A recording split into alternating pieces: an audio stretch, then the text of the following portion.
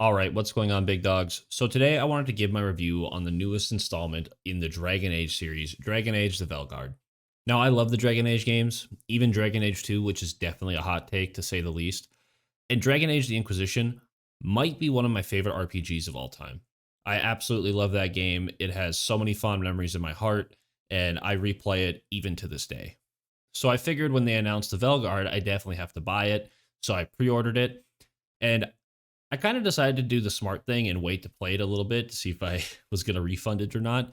And it came out to genuinely mixed reviews at first. And now that it has crept into the mostly positive, I decided, you know what, I'll download it, play it, and then I'll give my opinion and give it to you guys. And before I get started, I just wanted to let you know I'll be using footage from only the early parts of the game to try and keep it as spoiler free as possible, because whether you guys enjoy this review or not, if you guys want to play the game, I want to keep it as spoiler free as possible for you. But anyways, let's get this started off with the story. So BioWare said that they kept this game from being multiplayer specifically to focus on the story and bring back that old WoW factor that the other Dragon Age games had. But this story, wow. This story is probably the most mediocre thing that I have played in a while. I'm going to try and be as spoiler free as possible here, but the story for me just did not hit. Of course, you had your normal cliche bad guy who really isn't the bad guy at the start, and typical world coming to the end plot. But it's the journey you take along the way that makes it mediocre. And I guess you could throw this in with the pacing of the game as well, but it just feels like it drags on for way too long compared to the Inquisition and compared to the other games. This game is almost all story and no combat, and the story for the most part does not keep you entertained. It's very bleak, it's very bland, and just a part of the game that just did not hit home for me. I much prefer the open world, do what you want, tons of side quests and fun things to discover of Dragon Age Inquisition than I do of this like linear pathway, follow the arrows or the markers that you have to do in this game. I mean, you can practically predict what is going to happen next in the story from start to finish, and it's just a big nothing burger. I feel like it's not going to get anybody out of their seats to go and buy this game or break out their wallets to go buy this game at all. I'm trying to keep this as spoiler free as possible, so I'm not going to dive into details on the story, but just be aware that if you're coming into this thinking that BioWare made this game where it's super story focused and it's going to draw you in with this heart wrenching story of heroes and legends and all that other stuff of previous Dragon Age games, I'm very sorry to disappoint you, but this is not it. I guess the best way to put it is you almost feel like you're never really doing anything. I feel like I spend half the time walking around and discovering things just to get a little bit of gold here and there and maybe a couple items at best. You fight like 5-6 enemies here and there, and then I have to sit and listen to 10 more minutes of dialogue that doesn't seem to add anything to the story or add anything to me. The pacing in the story just seems extremely off, and it is definitely keeping me from wanting to replay the game again. I miss the vast open world and the crazy side quests you have to do for discovering certain things in Dragon Age Inquisition. You could be off the beaten path, heading towards a quest, and all of a sudden you discover a little shack in the middle of the world, and there's a puzzle and a new side quest for you to discover. Here, it seems like everything is linear. The side quests really aren't side quests. They're just adding on to the story partially. You don't have to go out of your way to get them. They're just right there in your way.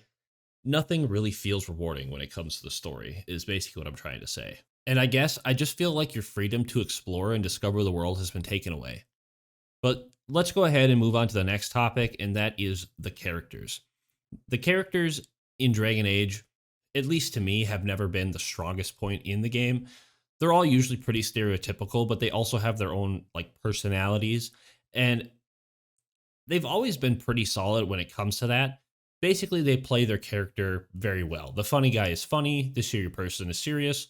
The happy-go-lucky character is happy-go-lucky, and for the most part, they do a good job of playing the role.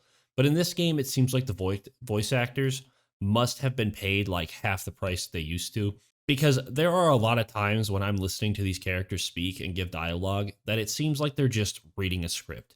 It doesn't seem like they're into the game. It doesn't seem like they're immersing themselves into the script whatsoever. They add a few characters to the game, and to me, it just does not come home. It does not hit at all. I feel like the characters have less agency, they do less damage, and overall, it just feels like I could probably play the game by myself and not even notice that I'm missing my teammates. I went ahead and played the game through on the second hardest difficulty, and I still believe that I could have gotten through it without my teammates. And obviously, I understand the game wants you to be that strong character. The game wants you to be the focal point, and it wants your character to be that dragon slaying badass that you were in the previous games. But I just feel like they took a lot of agency away from your companions. Even the combat with them seems to have been nerfed.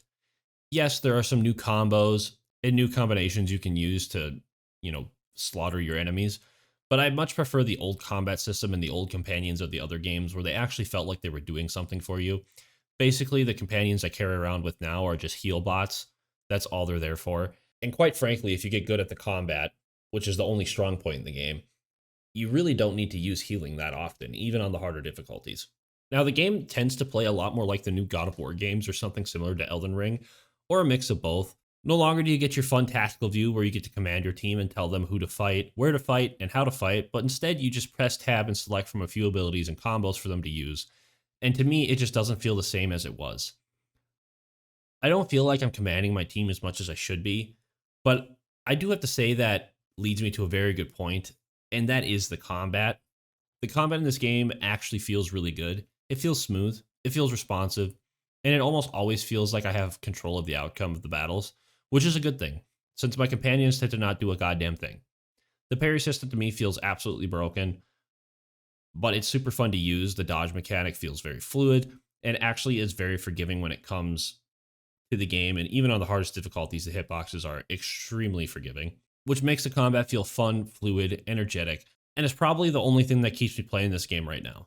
I wish they had spent as much time on the rest of the game as they clearly did on the combat, because the combat is actually phenomenal. The downside of the combat is that there is so little of it. Again, I spend most of my time wandering around discovering things that honestly don't feel very rewarding, and then I fight for like 5-10 minutes at the most, 4 or 5 enemies, and maybe a boss or a mini boss, and that's really about it. What I loved about Dragon Age Inquisition is that the enemies would respawn in certain areas. You got your tactical view to command your team. You didn't have to pan around using the WASD keys. You got this full tactical view. You got to command each person. You had a party of 4, not a party of 3, and it just felt fluid and fun.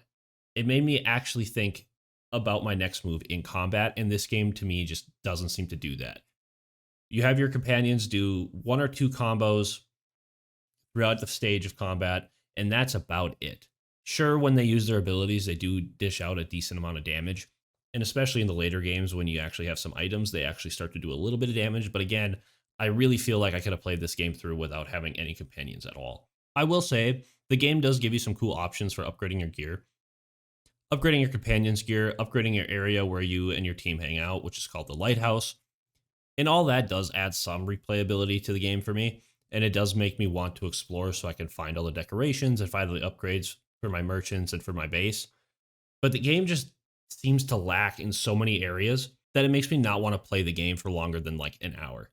I mean, seriously, I've been streaming this game over on Twitch, and usually about an hour through it, I'm just wishing I would have played something else.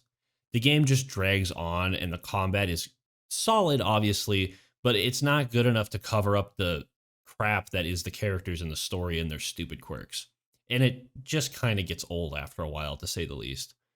Now, before I kind of get to the end here, there was some controversy around this game on its release, which led to its mainly mixed reviews. And most of them were because of a lot of the LGBTQ references in the game, as well as characters being LGBTQ. But there is nowhere near as much as the media or the people on Twitter would tell you. It's fairly minuscule, so it didn't really seem to affect me at all.